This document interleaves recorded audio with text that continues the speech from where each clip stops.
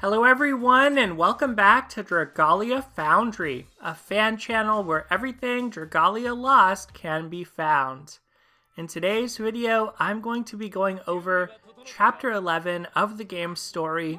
I'm starting with one of my favorite quests here, so if you have not completed Chapter 11, please be advised that this video will contain spoilers, and by the time I get to the end of this quest, there will be a pretty spoilery boss fight, so just be aware of that. If that's something you prefer not to see right now, feel free to come back at a later time.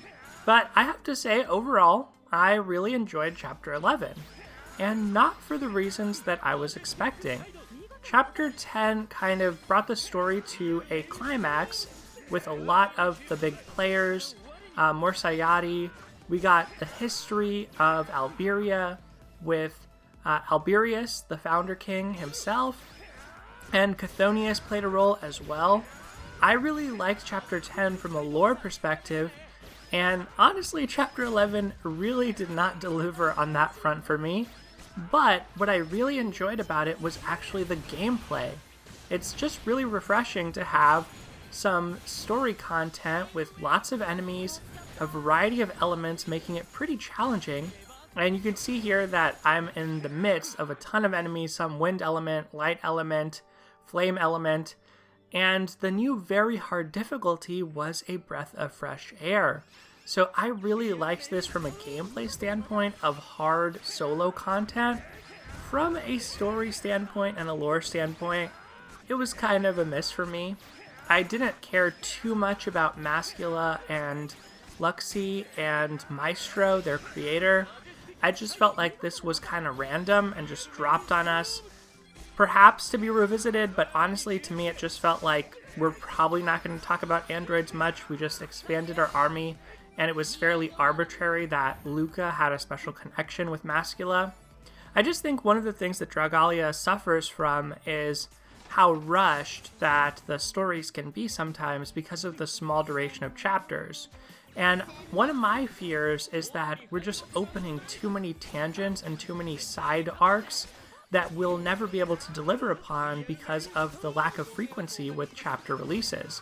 Now, maybe this will change in 2019, from 2019 to 2020, rather, since we're going to get a chapter every other month, so we're going to have a total of 6 chapters in 2020. But even then, when I think about 6 chapters of this type, it doesn't really feel like we're going to be able to cover that much ground to me, considering how much time we just spent on this android arc. And the way that I would best describe this, in my view, is that this was like a filler arc. This really didn't serve a lot of function to the main story of the game, and I really don't even expect androids to play a prominent role or feature going forward at all. So unfortunately for me, this was kind of a miss. I would have preferred to develop characters like Alex, party members that we have, that we know that are part of our Halidom, but really have not had a lot of glow, a lot of shine up until now. And we did get that to a certain extent with Luca, but I really felt like we didn't need this foil or this character of Mascula in order to be able to achieve that. On the other hand, I will say I've seen so many people love the androids. They love Mascula, they love Luxie, so I think that the devs probably hit a nerve, or struck a nerve, hit the nail on the head when it came to the designs of the characters, just because of their popularity in the community. So even though for me it felt very tangential, like I did not like this story much at all, I felt like these characters could not exist and I would be even more happy with the story of Dragalia Lost. But at the same time, a lot of people love these characters, so they did something right. They definitely struck that nerve with people, so I'm glad that the androids have had such a warm reception. I would say for me, the best part of the chapter was actually the scheming of Shell and her dragon, Cat Sith or Kate Sith. I think that that was pretty cool that she kind of intentionally let Emil take the androids into battle, knowing that Emil was less competent and would lose them to Yuden. So I'm curious to see what her schemes look like. Looks like next chapter we're going back to facing off against our brother Leonidas. I was going to say back to Valkahim, but I don't know that we're actually going there. I think we're just going to fight off against him. Also in this chapter, RIP to Strabog and Vojinoy, because Morsayati has begun slaying dragons, and those were two of the dragons who died, so that was kind of unfortunate. There you can see I was able to finally get a Deathless on this. I'll talk more about the gameplay as we switch over to the next battle I want to show off on Very Hard, which of course was our new cube battle, but this was definitely the highlight for me.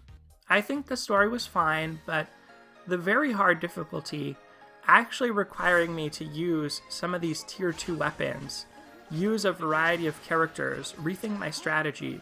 You saw against the Lakshi battle, I had a hard time getting Deathless on that because my Thaniel kept getting one-shot, or maybe some of the wind adds would one-shot some of my water characters. It was genuinely challenging to do solo, and I know that when something's challenging for me to do solo, it's challenging for a lot of players to do in co-op most of the time. So I found that to be really refreshing. I still see the story as primarily solo content because you can't rely on public lobbies queues being very full when there's just so many chapters to complete and to play in. So any given chapter might not have a big population of players active, but I do think for the cube and for Lakshi, that's probably not going to be a problem for people. But still, this is some of my favorite solo content in the game for sure. And that's been part of the renaissance for me with Dragalia of enjoying these boss fights, enjoying Very Hard a lot. In mini quests, I would have to turn off auto. I would say the majority were still auto battle with the tier 2 dragon weapons that I have, but for some of these boss fights, I did have to turn that off. You see some failure, some struggle here with me getting cursed there, and it was not that easy. It was not overly easy, so I really appreciated that. Besides these boss fights, I've also been enjoying Mercurial Gauntlet recently. So I was finally able to complete through chapter 55 of, or not chapter, but level 55 of all of the elements, and a big part of that was also the rewards from the story, because we get a lot more augments, to the point that I could now augment a team fully with everybody having 100 strength buffs on the adventurers, 2 word prints on each one, each with 100 strength buffs. So I was able to go in fully prepared to those, actually take them down, and complete all the content in the game ahead of our Dragalia Digest, which is happening very soon. So in case you aren't aware of that, that was announced today. So we are getting a Dragalia Digest tomorrow at 7 p.m. Pacific time. I'm really looking forward to what that holds because we know that the update is coming the following day. We know to expect certain things from that based on the announcement of that version update, but there's a lot of things that are still up in the air, like how are 3-star adventurers going to get powered up? How is the 6th mana circle going to look for some of our 5-star and favorite characters from the beginning of the game, and just those who the game devs want to see get a power increase? And most importantly of all, I think, is what is the event landscape going to look like for the new year as we switch over from the Dragonule event? What type of event are we having? There's no Astral Raid this week, so there's a lot of speculation that there's going to be a raid event right away. I'm curious whether that's going to be like a Shishimai rerun, Eastern Emissaries rerun to end off the year of the boar with the last few days of December where we maybe have a rerun, and then starting in January 1st we get our Year of the Rat, our new Eastern Emissaries, new Zodiark content. I'm not sure how that's all going to break down, but I will definitely be watching and reacting to whatever happens with the Dragalia Digest tomorrow.